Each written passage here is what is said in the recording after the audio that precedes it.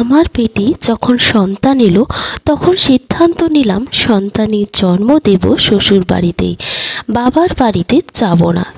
কিন্তু শেষ পর্যন্ত এই সিদ্ধান্তে অটল থাকতে পারিনি। গর্ভধারণের পর থেকেই লক্ষ্য করলাম প্রবলভাবে পেটে ব্যথা করছে। ব্যথাটা এতটাই তীব্র ছিল যে চলাফেরা করতেও কষ্ট হচ্ছিল। স্বামীকে বললে সে ডাক্তারের কাছে নিয়ে গেল। ডাক্তার বললেন বিশ্রামে থাকতে, কিন্তু এক দুদিন আমাকে শুয়ে থাকতে দেখে শাশুড়ির মেজাজ বড় খারাপ হয়ে গেল। তিনি একদিন রুমে এসে কাটা কাটা উচ্চারণে বললেন, সন্তান তো আমরাও ধারণ করেছি, কিন্তু তখন তো তোমার মতো এভাবে শুয়ে বসে থাকিনি, যত সব ঢং। তারপর রুম থেকে বেরোনোর সময় কচকচ করে বললেন, যত সব ফাঁকিবাজি, কাজ না করার বাহানা। ডাক্তারের কথা আর মানা সম্ভব হলো না। প্রবল ব্যথা নিয়ে সংসারের কাজ করতে শুরু করলাম। কাজ বেশি করতে হতো, কারণ কাজের লোক রাখা শাশুড়ির পছন্দ করতেন না। আমার স্বামী একজন ব্যবসায়ী, কিন্তু তখন তার ব্যবসা খারাপ যাচ্ছিল, তাই আগের মতো খরচ করতে পারছিলেন না। গর্ভকালীন সময় মেয়েদের যে বাড়তি পুষ্টিকর খাবার খেতে হয় এটা তিনি বুঝতেন। সে তার সাধ্য অনুযায়ী আমার জন্য দুধ, ডিম, ফলমূল কিনে আনতো। বাড়ির সবার জন্য এসব খাবার কেনার তার আর সাধ্য ছিল না। অবশ্য আমার শ্বশুর তখনও চাকরি করতেন, এসব খাবার তিনি অনায়াসে কিনতে পারতেন, কিন্তু তিনি তা না করে ছেলের আর্থিক সমস্যার কথা বিবেচনা না করে ছেলের ওপর ক্ষেপে গেলেন। আমাকে শুনিয়ে একদিন আমার স্বামীকে বললেন, তোকে জন্ম দিয়েছি, লালন পালন করেছি, বড় করেছি, আর আজ তুই বাবা মাকে দুধ, ডিম, ফলমূল না খাইয়ে পরের ঘরের মেয়েকে খাওয়াচ্ছিস। এত নিচে নামলি কি করে তুই? শাশুড়ি তখন বললে উঠলেন, বউ পেয়েছে, এখন কি আর বাবা মার কথা মনে থাকবে? নিমক হারাম কোথাকার। স্বামী তখন নরম স্বরে বলল, আমার এখন ব্যবসা ভালো যাচ্ছে না, তাই সবার জন্য ওসব খাবার কিনে আনতে পারছি না। বউকে তো বিলাসিতার জন্য খাওয়াচ্ছি না, ওর এখন পুষ্টিকর খাবারের দরকার। তারপর বলল, কথা দিচ্ছি বাবা, ব্যবসার মন্দা কেটে গেলে আপনাদের জন্য ভালো ভালো খাবার প্রতিদিন কিনে আনবো। তারপর বলল, বাবা আপনি এখনও তো আয় করেন, আপনি চাইলেই তো ওসব খাবার কিনে আনতে পারেন। শ্বশুর ধমক দিয়ে বললেন, চুপ থাক, কথা বেশি বলিস তুই, আমরা কিছু বুঝি না তাই না? প্রেম উথলে উঠছে বউয়ের জন্য। স্বামী সে রাতে বিষণ্ণ গলায় আমাকে বলল, সামান্য কিছু পুষ্টিকর খাবার তোমাকে দিতে চেয়েছিলাম, তাও পারলাম না।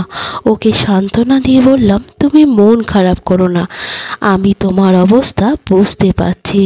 শারীরিক যন্ত্রণা, ঠিকভাবে খেতে না পারা এবং সংসারের কাজের ধকলে শরীর দ্রুত খারাপ হতে লাগলো আমার। একটা সময় কোমর, হাত, পা ব্যথা হতে শুরু করলো। যন্ত্রণায়, দুর্বলতায় রাতে এক ফোঁটা ঘুম হতো না আমার।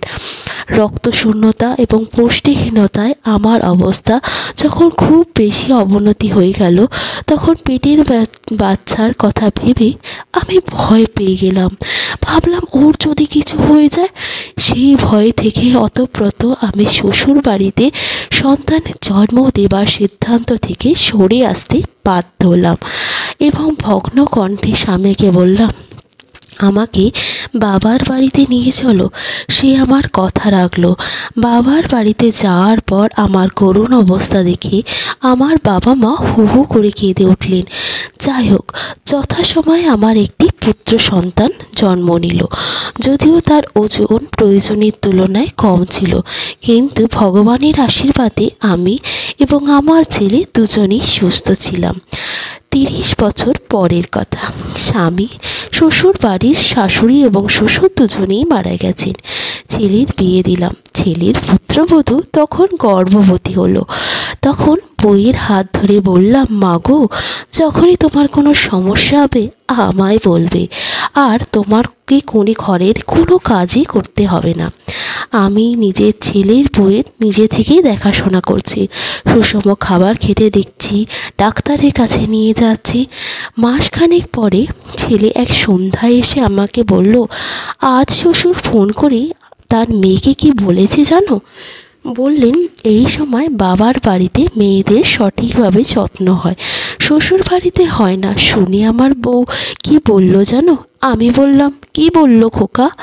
বলল, না বাবা, বাড়ি যাব না, সন্তান এখানে হবে। শাশুড়ি মা এত ভালো যে বলি বোঝাতে পারবো না। আর তিনি আমাকে আপন সন্তানের মতো ভালোবাসেন, সারাক্ষণ আমার খেয়াল রাখেন। তোমরা নিশ্চিন্তে থাকো। শুনে চোখ দুটো ভিজে উঠতে চাইলো, কোনো রকমে নিজেকে আটকালাম, কিন্তু ছেলে চলে যাওয়ার পর আর আটকাতে পারলাম না। চোখ থেকে টপ টপ করে জল পড়তে লাগলো। নিজের গর্ভকালীন সময়ে শ্বশুরবাড়িতে এমন ভালোবাসা পাইনি বলে নাকি আনন্দে বুঝতে পারলাম না। কিন্তু বৌমার মুখের এই কথা শুনে ভাবলাম, আমার পাওয়া কষ্ট আমি নিজে বুঝে তাকে যে আমি আনন্দে রাখতে পেরেছি, সেটা আমার সার্থকতা। সত্যি আমার খুবই ভালো লাগলো এই কথাটি শুনে। এখানেই গল্পটি শেষ করলাম। তাহলে আপনারা বলুন, এটি একটি রূপকথার গল্প না একটি সামাজিক চিত্র? আপনাদের যদি এই গল্পটি পছন্দ হয় তাহলে আমার চ্যানেলটিকে সাবস্ক্রাইব করে নেবেন। ভিডিওটি দেখার জন্য ধন্যবাদ। এই রকম ভিডিও আমার চ্যানেলে আসতেই থাকবে, আশা করি আপনাদের পছন্দ হবে। তো অবশ্যই আমার চ্যানেলটিকে সাবস্ক্রাইব করে রাখবেন। ধন্যবাদ।